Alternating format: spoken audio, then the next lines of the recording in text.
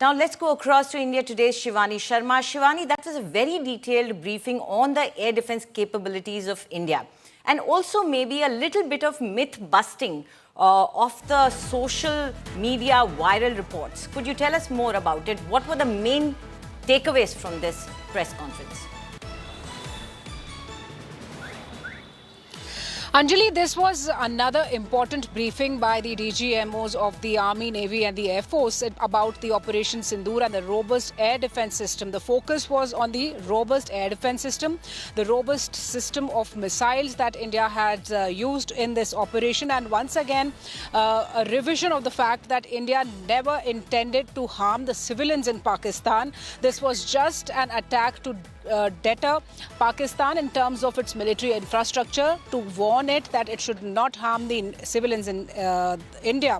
But what's important is that today's briefing was focused on the capabilities, the defense capabilities of India, especially in terms of the air defense, because in past few years, Anjali, we've seen how the wars across the world, be it the the Russia-Ukraine war, the Israel-Hamas war, there has been a significant change, a pattern of the drone fights that has been happening. So this was the first time when this kind of a testing was done in India of its robust air defense system that also includes a number of indigenous systems like the Akash and other systems, even the traditional systems like Pechora that the Indian Air Force has been using. So this was a reiteration of the fact that whatever technology adversary Pakistan can possess, we are far better than that, because we could not only defend our soil, not only defend the people in India, but we inflicted Pakistan with heavy damages. And it was a result of a comprehensive warfare detail, a comprehensive warfare capability that India possesses, that of the air defense systems as well as the missiles we have, the aircraft the Indian Air Force has, the naval assets. So it was all in all a combined effort or a combined force that has actually now told Pakistan and given a very stern warning to Pakistan that India is capable of much more, but do not try to misadventure once again. Shivani, there was also some myth busting that was done by the DGMOs over there, especially by the Air Force counterpart. He stated that we are not even aware of the Kirana Hill of Pakistan, and it was in jest. But of course, it was some sort of a indication to the part that maybe the social media murmurs are wrong. Anjali, yes, because this is the age of information warfare too. So when the actual fight is happening, there's a lot is going on the information warfare side. We've seen this in the other wars too of the world. So this time also we saw that Pakistan tried to bring in a false narrative of propaganda, a number of facts that were incorrect about inflicting damages on India or India's intention on this particular incident that the air chief clarified upon was the Kirana Hill attack that the social media has been circulated on the social media, that India tried to touch close to the nuclear base of Pakistan. But he clarified that India doesn't even go get close there. We do not even know that this has been reported or this has been done. So the intentions of the country's armed forces have been very clear. Number one, the kind of attacks that Pakistan was targeting inside India's boundary, they were thwarted. A very strong signal went in with the attacks that India further carried out on the military bases and the Air Force stations, but India never intends to amplify in terms of escalating by touching the sensitive zones like nuclear weapon systems in Pakistan, because India and Indian armed forces have time and again said that we have taken on this operation with full responsibility as a responsible nation and just in a very measured manner. So all these fake news propaganda that's going around, and especially on the social media, is just an instrument that is being used by Pakistan and some other countries that that want to demean India or malign India's image. Right. Also, this briefing sort of points towards a shift in the modern warfare. Traditionally where we used to see the infantry at the forefront and then the air support coming from behind, there seems to be a focus in this press conference that we can see the warfare is shifting more to the skies. the air defense becomes something which we need to really have a focus on. It needs to be strengthened, and we need to actually spend on that. And somehow there we heard that budgetary support is also coming in. Anjali, we have to understand that there is a total shift in the doctrine of the Indian armed forces in past few years. Number one, we are not more sitting back and waiting for Pakistan to investigate the terror attacks that have been happening in India, like the 26/11 attack, to which the investigations are still not over. What we've seen in past few years is that a very strong retaliation that goes to damage Pakistan's terror outfits after every such attack that happens, be it the Uri attack where we saw the surgical strikes, then we saw after Pulwama, the Balakot strikes, and now after Pahalgam, this Operation Sindoor. So first of all, the kind of posturing India has shown, the zero tolerance against any act of terror on India. Secondly, the complete shift in the nature of warfare or wargaming when it comes to the modern operations, because India has been preparing for future wars now. We've been learning from all the conflicts that go on in the world, the drone wars that are going on, and we have been making ourselves capable, and that too with self-reliance. So India is ready for any kind of kinetic, non-kinetic warfare. We have hard kill, soft kill options, and now we just do not win the war by our infantry, but a combined effort of the most modern assets like the drones, the air defense systems, that is quite evident in Operation Sindoor also. Anjali. Right. Shivani, also probably, it's not very often that common civilians get a view into the air defense system of this country. And what we were shown was a diagram of how the air defense system is multi-layered. So could you explain a little bit how it works and what all are the components of this air defense system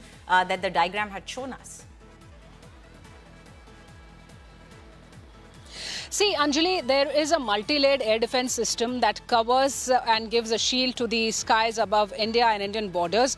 The multi-layered system means that when, depending upon the range of the threat, this can be utilized. If we have a small drone that can be targeted and engaged with a small air defense system, if this is a big aircraft or some other target that's coming in from a long distance, we have a different layer or a different shield or a different weapon for that kind of threat that can be neutralized and brought down. So this particular operation where we saw from Pakistan multiple kind of munitions and these drones, the swarm drones, there were some small drones also that were actually like the Chinese drones, which were not effective, but there were some big drones that were carrying payloads, big payloads in the term of armaments that they wanted to inflict damages onto the civilians.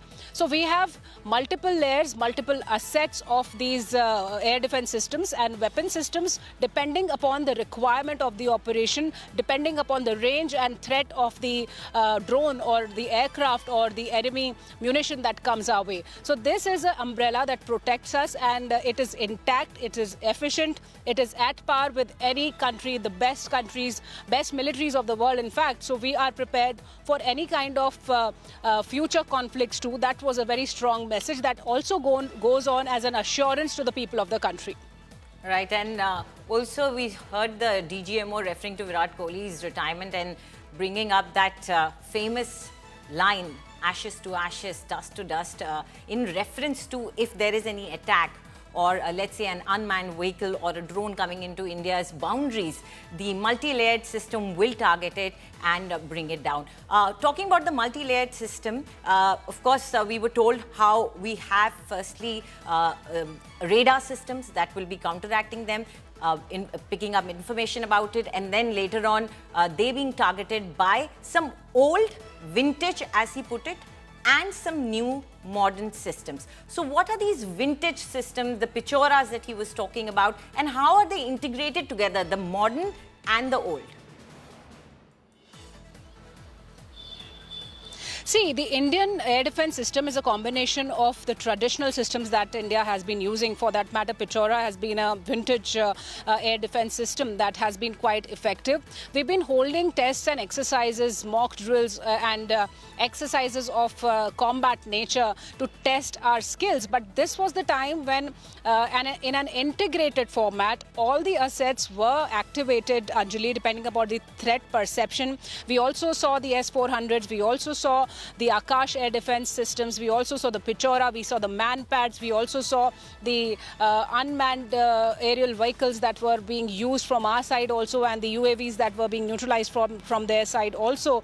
The handheld air defense systems too. So there is a combination. We have got the variety of these air defense system that is possessed not only by the Indian Air Force, but the air defense of the Indian Army too. So all this was comprehensively employed. It was comprehensively used. The new systems as well as the old systems that the Indian Army, the Armed Forces, the Indian Air Force have been using. And you saw the outstanding results of that. The Operation Sindoor has been one of the historic operations in the world, Anjali, where in just 24 minutes, 9 big terror outfits were neutralized, they were pulverized, they were into ashes. And yes, the messaging that has come is also important to understand. Whenever we are seeing these briefings by these DGMOs, it starts with a very strong message. The Shiv Tandav Sroth that was used yesterday in one of the videos. And today also, Ramdhari Singh Dinkar's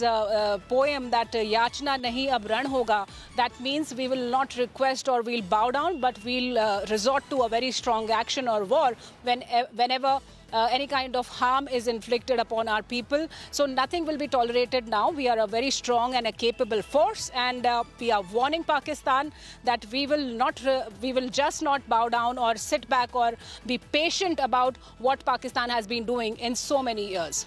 Shivani, as you rightly said, we are a strong and a capable force, but we are also a responsible force. So circling back to the question of Kirana Hills, it was very clearly stated by the DGMO counterpart of the Air Force that we do not have any awareness about the Kirana Hills, and no, we did not strike that. And it was the whole narrative of a nuke storage facility or maybe a nuke base or something related to nuclear assets was targeted by Indian Air Force, which of course, can lead to a totally different dimension in a war. So try and explain to us why it was required to myth bust this as well by a responsible force like Indian forces. Certainly, Anjali, see, there's a lot of fake narrative that is being built when it comes to the nuke intervention of this particular Operation Sindoor. And there were a number of OSINT groups that were posting several videos about it, claiming that India tried to hit close to the nuke storage in Kirana Hills site of Pakistan, to which a clarity has now come that this was not the case. This has been a rumor, and this has been a false narrative, a fake information that has been being built about. And here is an attempt to showcase in this whole Operation Sindoor that India tried to even touch or think about activating the nuclear forces in this, while India has been very clear, right from the top leadership to the armed forces. They have been clarifying that we have just touch the military bases because our fight is not with Pakistan's military too. Our fight was only with the terrorists. We had targeted these terrorists, and these terrorist outfits were also very carefully selected, Anjali. So we have hit them with precision, and we have hit them with restraint. We have been very considerate in not harming the civilians out there. We had closed our airspace even when we were planning for this Operation Sindoor, but it was Pakistan. It kept open, and it actually used those airlines as its air shield, and the nuke factor was just a myth, just to bring not that, just strong bring to and notice capable, but also responsible. Shivani, absolutely right there. Let's listen into what the three Director General of Operations of the three services said just a short while ago. आतंकियों पर हमारे सटीक हमले line of control और international boundary को पार करे बिना किए गए थे। हमें पूरा अंदेशा था कि पाकिस्तान का वार भी बॉर्डर के उस पार से ही होगा। इसलिए हमने अपनी एयर डिफेंस की पूरी तैयारी पहले से ही कर ली थी। हमारी इन्वेंट्री में शामिल counter manned aerial systems, electronic warfare के साधन और एयर डिफेंस वेपन्स का इंडियन एयरफोर्स के इसी प्रकार के सिस्टम्स के साथ एक अनोखा मिश्रण किया गया कि जब जब पाकिस्तान एयरफोर्स ने हमारे एयरफील्ड्स और लॉजिस्टिक इंस्टॉलेशंस में 9 और 10 मई की रात को लगातार हमले किए, वो इस मजबूत एयर डिफेंस ग्रिड के सामने विफल हो गए। आपके सामने इस ग्रिड को एक तरीके से दर्शाया गया है। आप देख रहे हैं कि इंटरनेशनल बाउंड्री से कितनी layers, radars, counter unmanned aerial systems, उसके पीछे शोल्डर फायर्ड वेपन्स, हमारे विंटेज एयर डिफेंस वेपन्स जो कि काफ़ी सालों से हमारी सेना में हैं। एयर मार्शल भारती ने भी उसके बारे में बात करी। और लास्ट में हमारे modern air defence weapon systems. तो कोई मौका नहीं था कि पाकिस्तान एयरफोर्स ये मल्टी टियर डिफेंस को पार करके पीछे हमारी एयरफील्ड्स या लॉजिस्टिक इंस्टॉलेशंस को टारगेट कर पाए। Social media, the Twitter is abuzz with the fact that we hit a site called Kirana Hills, which is supposed to be the nuclear storage facility. And there is a lot of rumors about Sargodha. There are foreign analysts who've mentioned that the Sargodha attack led to certain leaks. Is there a confirmation that we actually hit Kirana Hills, or we were careful of not to do any such thing? Thank you. Thank you for telling us that Kirana Hill houses some nuclear installation. We did not know about it. Okay. And we've not hit Kirana Hills, whatever is there. Okay. I did not brief in my briefing yesterday. Thank you. How have Indian forces managed to minimize the damage to both civilian and military infra in the country, in spite of the unrelenting efforts by the Pakistani forces?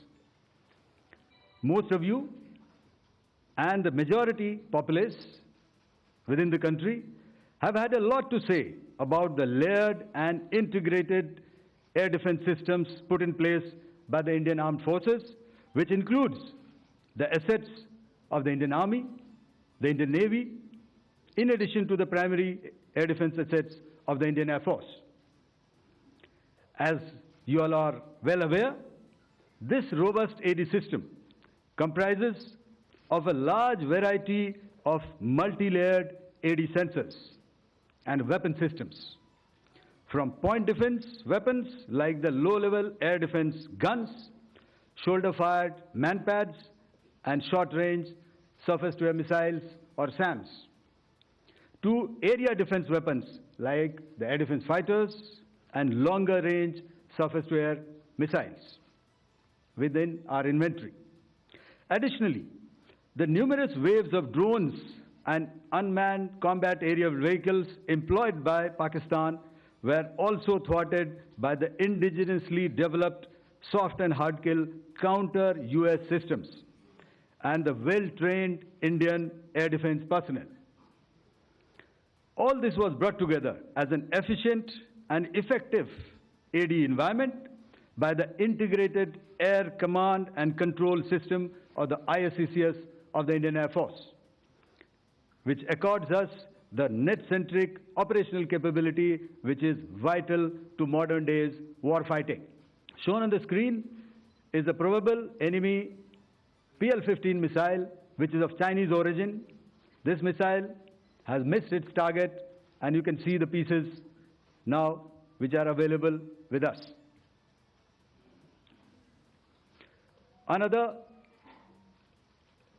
weapon system or weapon which was found was the long-range rocket, the pieces of which you can now see on the screen.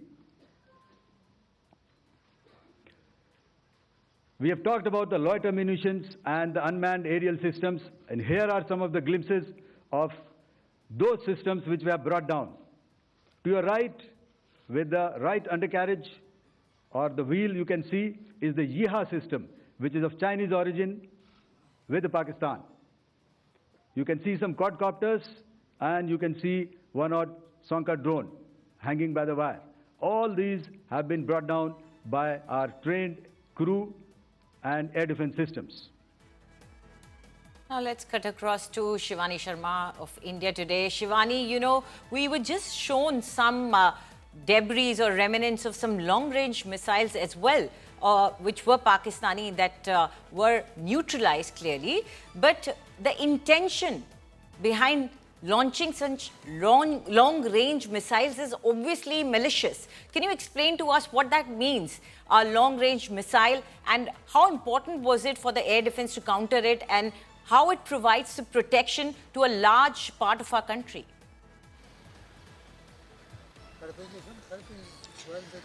Anjali, we've been reporting and breaking stories about the kind of drones, the EIER drones, the drones, the kamikaze drones of Turkey that were being used, but also the Fateh-1 missile that was used in this particular action against Indian installations and Indian civilians. When we talk about long-range systems, long-range missiles, this Fateh-1 missile has been a very high-speed, long-range, 150-kilometer range missile system that was intended to target an important military establishment in Punjab, but it was neutralized, it was thwarted, it was brought down just in seconds, and that's the capability of our air defense systems. Not only this, the drones that are quite that Turkey boasts of, these TB2 drones that has been a part of Pakistan's army, were also neutralized just in no time. So you see these all drones that have been taken from various countries, including Chinese guns that were also neutralized. So we have the capability that was also highlighted in this press briefing, that be it the Turkish drones, the Chinese air defense systems, the HQ-9, HQ-16, they all have been thwarted, damaged, destroyed by Indian comprehensive assets that were deployed there in this particular mission. So ranging from the long-range Fateh-1 missiles to the kamikaze drones from Turkey, the TB2 drones from Turkey, the EIER drones from China, the P-15 guns from China, or the HQ-16, HQ-9 air defense systems that have been also procured from China. Pakistani assets were totally neutralized, and they were totally impacted. Not only this, the air bases, in fact, Anjali, that were using all these assets, they were mobilizing all these drones, were also highly inflicted by India's defense forces, India's armed forces, using similar ballistic missiles that were also used to target the terror outfits in Operation Sindoor, the first day when the 9 terror outfits were struck down. So this is how a combination of multiple weapon systems, the air defense assets, and also the missile systems were there deployed. And Pakistan's complete armament and the long-range missiles also, they were all diffused and they were brought down just in seconds. Right. Thank you, Shivani, for that analysis. So kudos to the Indian air defense system that all the attempts made by the Pakistanis were thwarted.